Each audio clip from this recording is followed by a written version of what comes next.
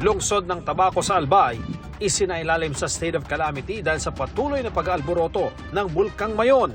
Dahil dito, magagamit ng lungsod ang Quick Response Fund at mapapabilis na rin ang disaster response operations sa mga apektadong komunidad. Halos 500 pamilya o mahigit 1,000 individual ang lumikas sa Tabaco City dahil sa aktibidad ng Bulkang Mayon. Ito ang pinakamataas na bilang ng mga pamilyang lumikas sa buong probinsya ng Albay.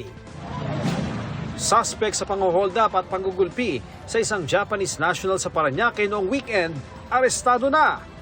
Lumabas sa investigasyon na isang tindero ng pinya ang suspect.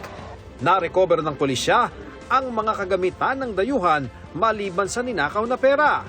Hindi pa tukoy ang motibo ng krimen.